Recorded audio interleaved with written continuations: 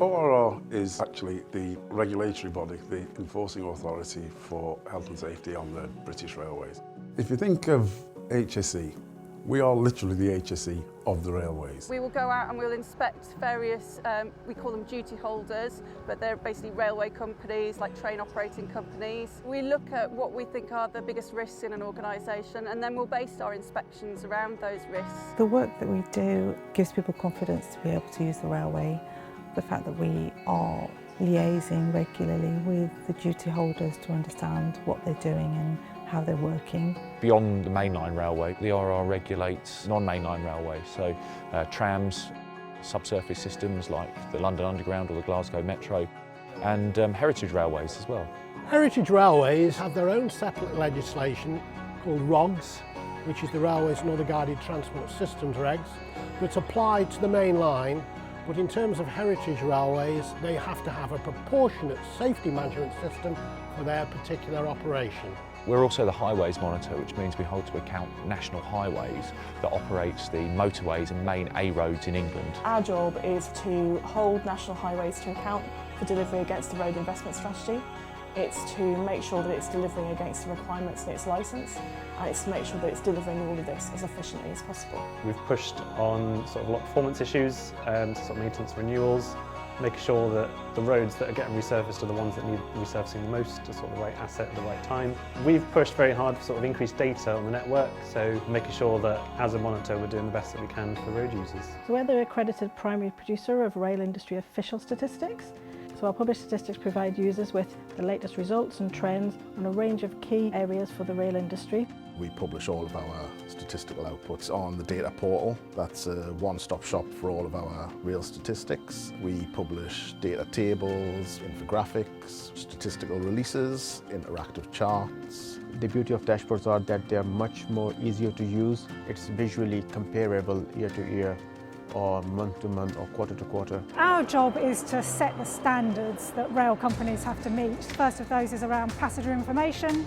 Second, around accessible travel, ensuring that everybody is able to travel, including those that need assistance.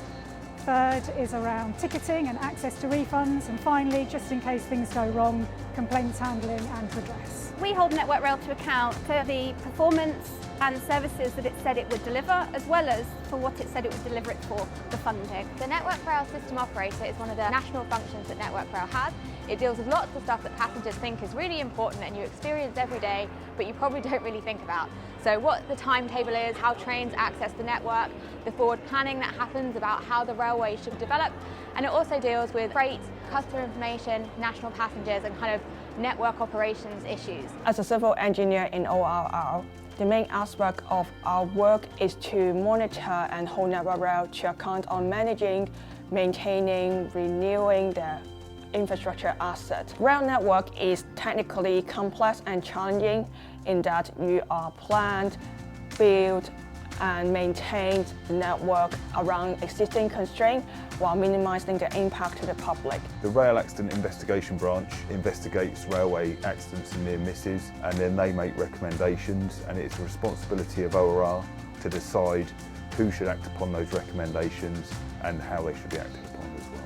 I think the greatest value that ORR brings is our ability to provide impartial commentary and put material out into the public domain that will benefit from public scrutiny. Too often there's a disconnect in the way that we think about passengers and people who are travelling around, both rail and road, and ORR has a very, very different perspective from lots of other bodies because it has a much more comprehensive oversight. The rail and road sectors that we have responsibility for are going through some pretty challenging and changing times. We've been at the centre in particular of the discussions that have been taking place around the rail reform programme, and the role that we will play in the future I think is really exciting. You'll see the role that we do moving more from the traditional type of regulator's role to one in which we are expected to provide oversight of what's happening within the sector, but also we'll be providing assurance to the government and the funding organisations that the aspirations that they have for the strategic road network and the rail sector to deliver for the consumer, for the passenger and the road user is actually delivered.